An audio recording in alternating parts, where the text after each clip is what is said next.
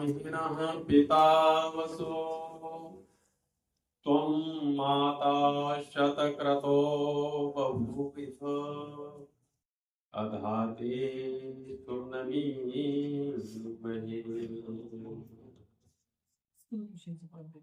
सम्मान के योग्य अध्यक्ष, इस कार्यक्रम के अध्यक्ष आए, प्रधानाध्यापक चाहे, शिक्षक, शिक्षिका, कर्मचारी और इस नगर के प्रतिष्ठित धर्मप्रेमी सज्जनों, मेरे सामने बैठे हुए हमारे देश के भविष्य प्यारे बच्चों, आज बड़े सौभाग्य का दिन समझता हूँ कि आप लोगों के सामने कुछ वार्तालाप करने के लिए हमें समय मिला है और आप लोग कुछ विशेष बात सुनने के लिए यहाँ पर बैठे हैं, आयोजन किया गया है। हम सभी के लिए पढ़ने का उद्देश्य क्या है? हम लोग यहाँ पर आए हैं पढ़ने के लिए। किस लिए आए? पढ़ने का क्या उद्देश्य है?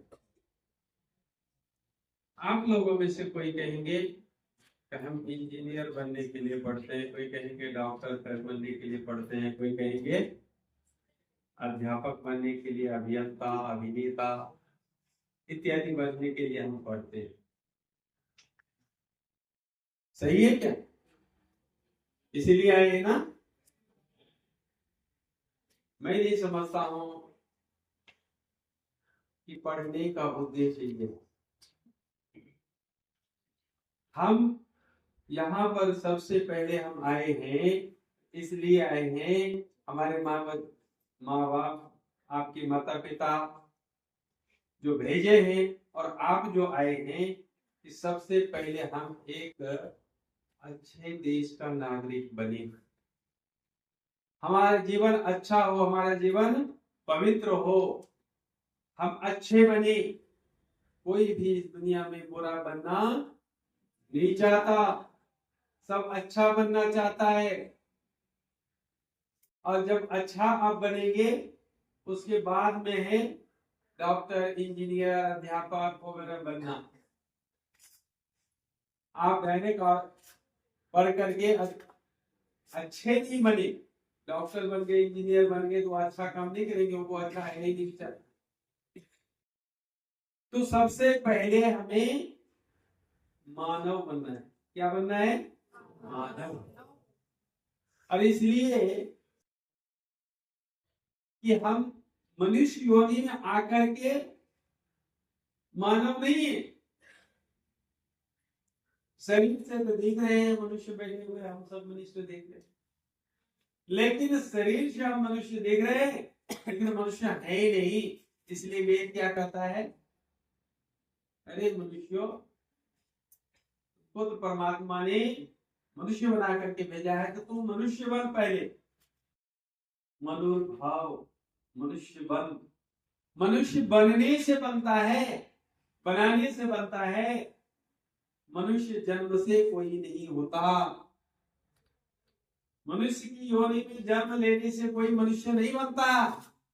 दुनिया के जितने भी प्राणी हैं,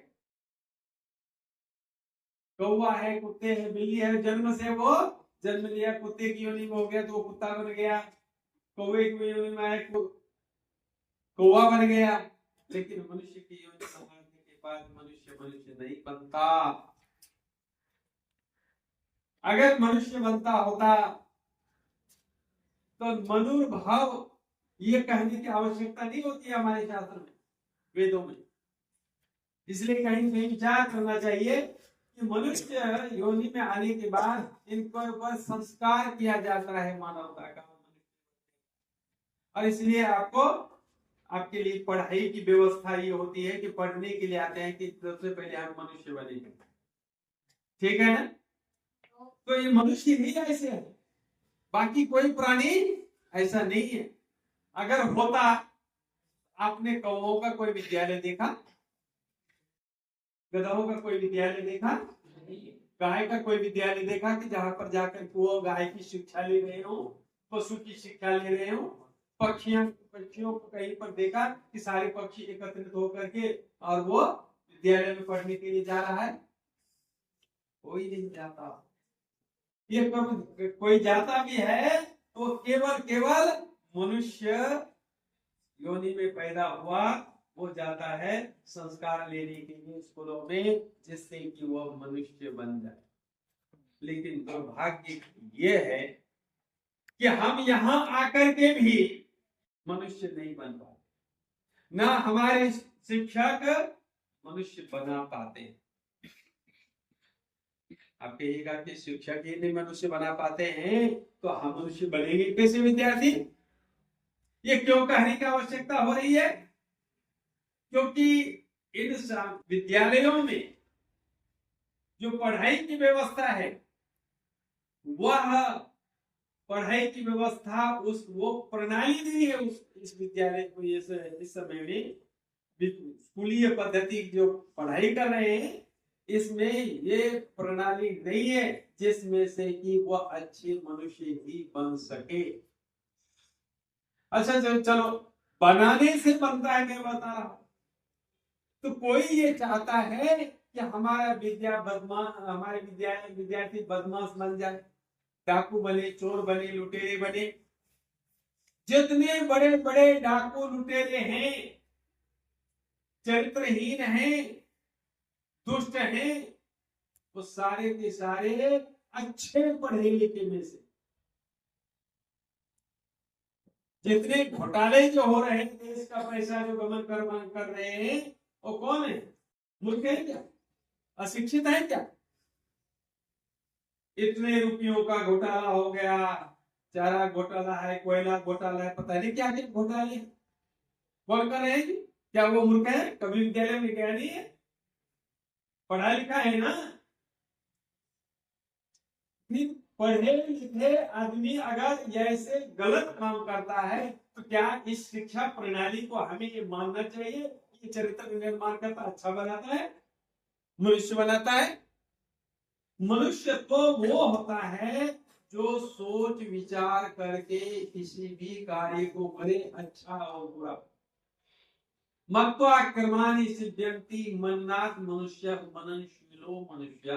जो मन से सोच विचार करके कार्य करता है, क्या काम करना अच्छा है, क्या करना बुरा है, क्या देखना अच्छा है। अभी बताए थे क्या खाना अच्छा है, क्या खाना बुरा है। किसी प्राणियों को नहीं छोड़ा है मनुष्यों ने। कहाँ जा रही है हमारी शिक्षा? किधर ले जा रही है हमारी शिक्षा प्रणाली? हमको विचार करो। एक समय था कि यहाँ के इतने चरित्रवान लोग हुआ करते थे कि बाहर के लोग, विदेशों के लोग इस आर्यावर्त में आकर के ये शिक्षा प्राप्त करते थे। इस चरित्रवान की, यहाँ के लोग चरित्रवान होते हैं। चरित्रवान म्हणजे बहुत अच्छे विचारों के होते हैं। देखो चरित्र का अर्थ मैं कह रहा हूं, सिर्फ शक्ति का संरक्षण करने वाले को चरित्रवान नहीं कहते। आज हमने क्या चरित्रवान की परिभाषा कर दिया कि शक्ति का अपव्यय करने वाले चरित्र की। जो शक्ति का अपव्यय नहीं करता है, संचय करता है, वो चरित्रवान। अरे इससे कोई संबंध नहीं। व्यापक दृष्टिकोण से आप देखें तो हमारे जन्म से लेकर मृत्यु पर्यंत जो क्रियाकलाप हमसे हमारे द्वारा हो रहा है, व्यवहार जो हो रहा है, सारे चरित्र के अंदर। तो इतने हमारे पतन कैसे होगा? जिस देश के अंदर विदेश के लोग आकर के चरित्र की शिक्षा प्राप्त करते हो, आप मनुस्मृति को उठा के देखिए। एक देश प्रसूतस्य सका साधक जन्मनः स्वयं स्वयं चरित्रं शिक्षेरं पृथ्व्याम सर्वमानव। पृथ्व्याम सारे के मनुष्य इस भारत, जिसको आर्यावर्त कहते थे पहले, हम तो ये भी भूल गए कि हमारे देश का नाम क्या है। किसी को पूछते हैं कहते हैं भारत। अरे भारत में हमारे देश का मूल नाम नहीं है, कि गुलामी का नाम है। हिंदुस्तान गुलामी का नाम है, इंडिया गुलामी का नाम है। हमारा तो देश, हमारे देश का नाम तो आर्यावर्त है, लेकिन आर्यावर्त कहीं पढ़ाई में भी नहीं आता है, तो जानेंगे कैसे हमारा इतिहास? हमारे इतिहास के द्वारा हम अपने आप को नहीं पहचान सकते हम कौन है। जब से कह देंगे हम हिंदू, इसको पूछिए तो हम मुसलमान हैं, हम सिख हैं, हम ईसाई। अरे पहले हम आए हैं, उसके बाद हमारे मत अलग हो सकते हैं, हम कुछ विचारों से अलग हो सकते हैं, चाहे उससे मुस्लिम कहला ले, उससे सिख कहला ले, उससे हिंदू कहला ले, कोई कहला ले, लेकिन मूल हम क्या है? और आर्यावर्त देश के हम वासी। यहां पर आकर के चरित्र की शिक्षा प्राप्त करते थे, और उसी देश के नागरिक को आज वो चीज पढ़ाई जा रही है जो कि अपने आप का पहचान वो नहीं कर पा रहा है कि मैं कौन हूं, मेरा देश क्या का नाम क्या है, मेरा देश क्या है। किसी समय में सारे दुनिया के लोग यहाँ पर आते थे पढ़ने के लिए। क्यों आते थे? क्योंकि पढ़ाई की व्यवस्था कितनी ऊंची होगी आप विचार कर सकते हैं। वैसे नहीं आते थे। आज इतना पतन हो गया है कि हम ही दूसरे देश में जाकर पढ़ने जाते हैं या नहीं जाते हैं? हम ही जाते हैं दूसरे देश में। इतना हमारे शिक्षण का स्तर गिर क्यों गया, क्यों पतन हो गया? क्या आज विचार करने की आवश्यकता नहीं है कितना हम गिर गए? अरे एक समय वो था कि सीता जब चोरी हो गई थी सीता की, जब रावण उठा करके उसको ले गया था, तो सीता ने उस समय जब रावण के साथ लंका की तरफ जा रही थी, तो उन्होंने अपने आभूषणों को पर्वतों पर फेंकना शुरू किया, जंगलों में फेंकना शुरू किया, किष्किंधा पर्वत पर फेंक दिया।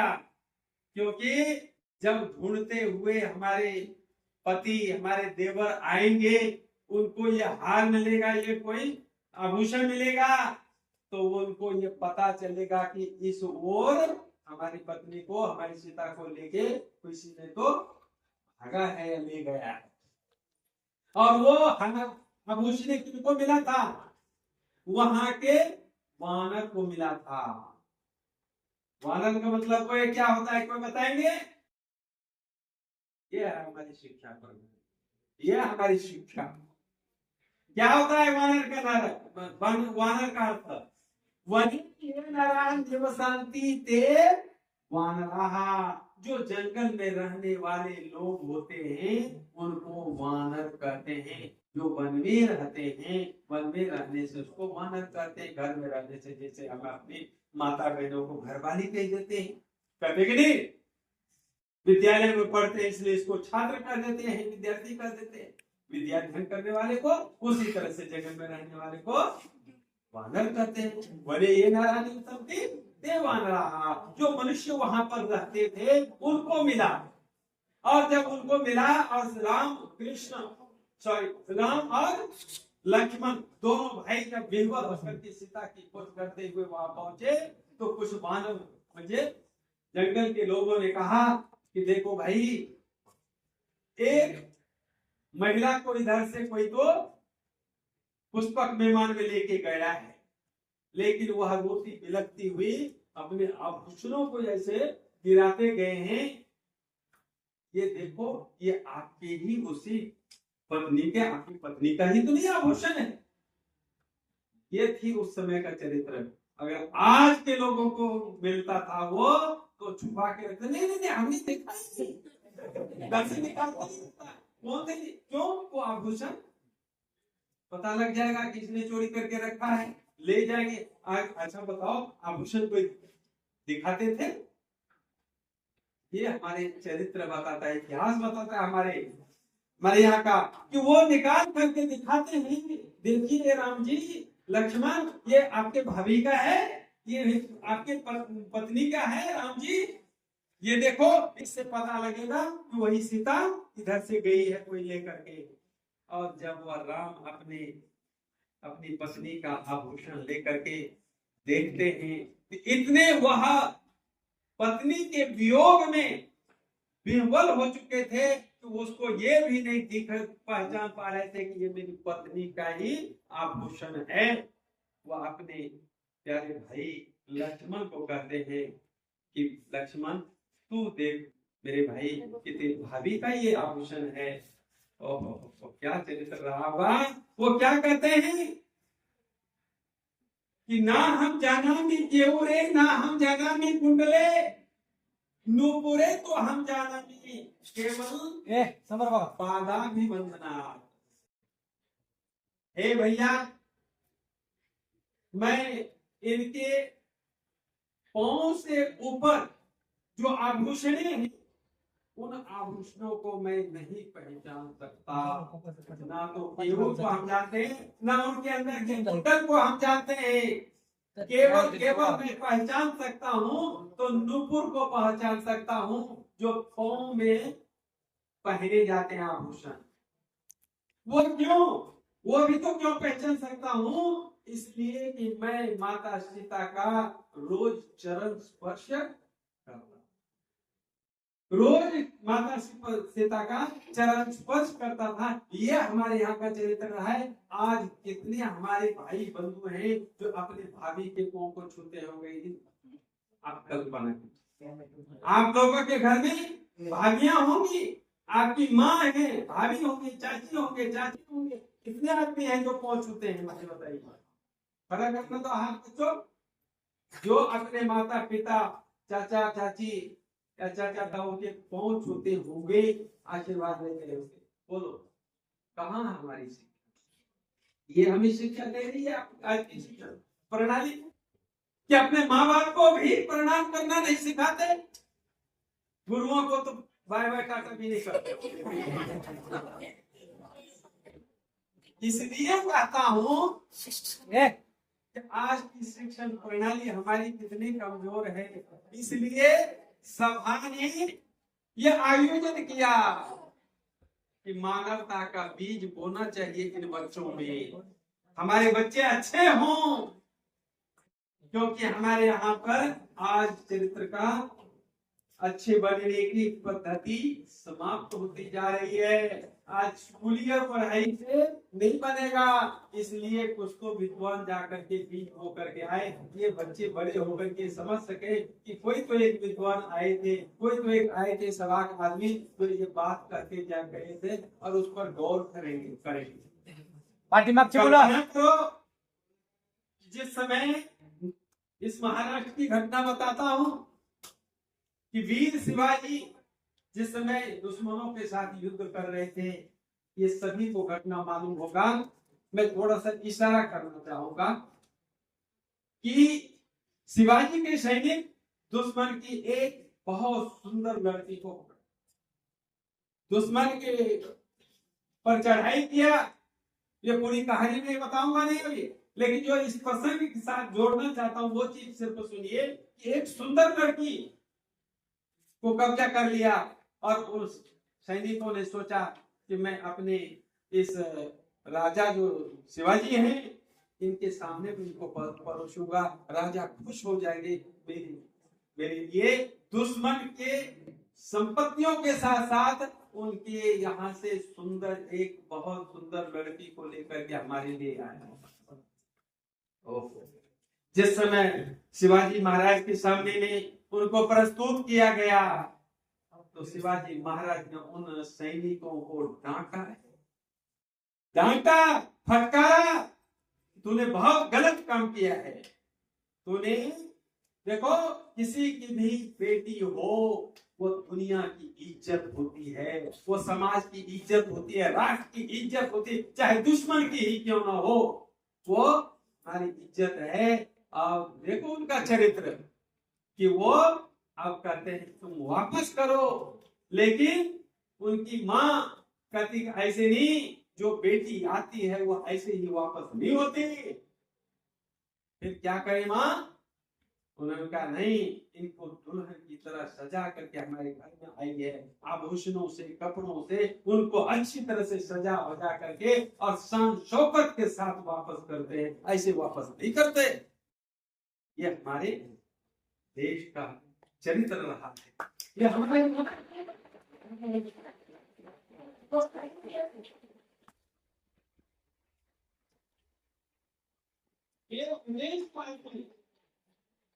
एक विदेश का आदमी जब देखा, राजा थे उस समय में और चाणक्य मंत्री थे, बोले ने कहा ये राजा, ये देश सुखी संपन्न क्यों है? ये आर्य राष्ट्र सुखी संपन्न कैसे है? और सारे दुनिया के लोग यहाँ पर क्यों आते हैं शिक्षा प्राप्त करने के लिए? एक विद्वान आते हैं इस पर रिसर्च करने के लिए, और विद्वान आने के बाद वह राजा से मिलते हैं और राजा को कहते हैं, चंद्रगुप्त राजा से कहते हैं, हे महाराज, मैं इस आपके देश को जो सुखी संपन्न देश है, मैं इसका राज जानना चाहता हूँ। उन्होंने कहा तुम अगर मेरे देश का राज जानना चाहते हो तो तुम मंत्री से मिलो। किससे मिलो? मंत्री से मिलो। और कहा मंत्री कौन है? बोले चाणक्य नाम का नाम मंत्री है। अब चाणक्य का पता कहाँ से मिलेगा? बोले हमारे सिपाहियों से पूछ लो, मंत्रीगणों से पूछ लो, दूसरे से। मंत्रीगणों से पूछते हैं कि हमें जो इस देश का जो मंत्री है, मुख्यमंत्री, उनसे मिलना है, चाणक्य से मिलना है, मुझे बताओ किधर मिलेगा? बोले चले जाओ इस रास्ते से, जंगल की तरफ, उधर मिलेगा। उन्होंने सोचा कैसे राजमहल में होगा, कोई सुंदर महल होगा उनके लिए, जैसे कि आज देखा जाता है। उनको उस जंगल की तरफ भेज दिया। अब जंगल में वो जाने लगा और विचार करने लगा, कहीं इतने बढ़िया देश का मंत्री इस जंगल में रहता है, कमाल है। फिर जंगल में जाते जाते फिर कुछ विश्वास भी हो रहा था उसका, ऐसा तो हो नहीं सकता है कि मुझे कहीं तो भटका तो नहीं दिया किसी ने। फिर रास्ते में जो लोग मिल जाते थे उनको पूछते थे, भाई मुझे चाणक्य जी से मिलना है। बोले हाँ हाँ हाँ चाणक्य आपको आगे मिलेगा। जाते जाते एक नदी के किनारा मिला, नदी मिला, और नदी के किनारे पर किसी ने कहा देखो आगे जाने के बाद नदी मिलेगा, और नदी के किनारे पर आप इधर उधर नजर दौड़ाना, एक झोपड़ी मिलेगी, घास फूस की झोपड़ी, उसमें जाना। वो जाकर के देखा तो इधर उधर नजर दौड़ाया तो एक झोपड़ी दिखाई पड़ी, और झोपड़ी में गया। ओहो, उस झोपड़ी का जो ऊपर का जो छत था, जो लकड़ियों से बना हुआ था, उसके अंदर से धूप अंदर जा रही थी। उस ऐसी झोपड़ियां भी ऐसी थी कि जिसके अंदर से धूप अंदर जा रही थी, सूर्य की किरणें अंदर जा रही थी, और वहां पर वो बैठा हुआ था। उनके पास जाता है, संध्या का समय हो जाता है। थोड़ी देर के बाद उन्होंने संध्या का समय जो हाँ, इसलिए उन्होंने माचिस को जला करके एक दिया जलाया था, और दिया जला करके कुछ कार्य कर। जब देखा कि वो कार्य में व्यस्त है तो वो आदमी थोड़ी देर के लिए रुक गया। जब रुक गया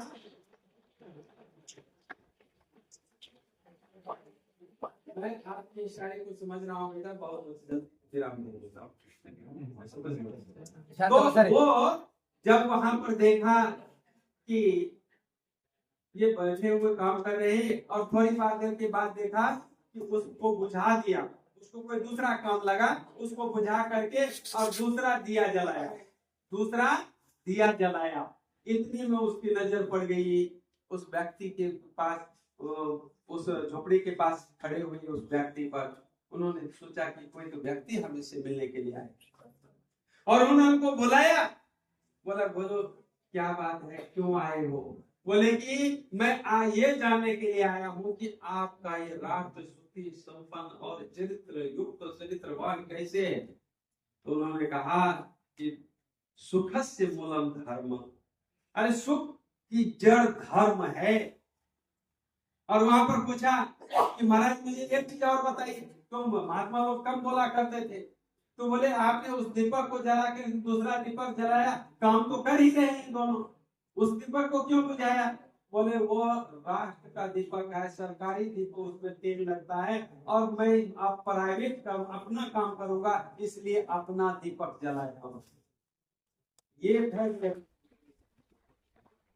ये उन्होंने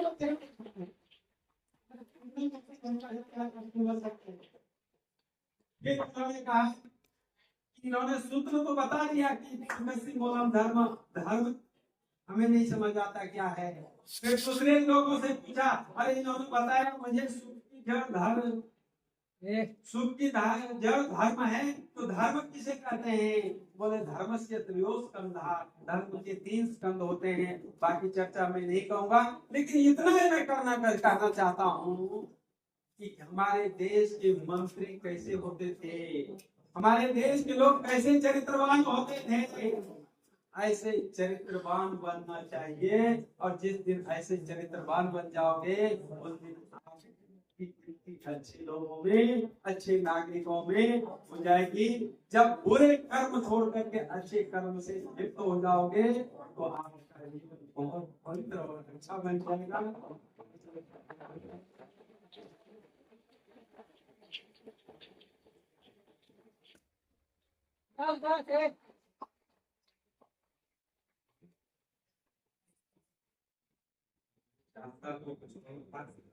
लेकिन आपके इस विचार को देख लिया, सुन लिया, अब आपकी फिर से तालियां ना बजे उससे पहले मैं अपने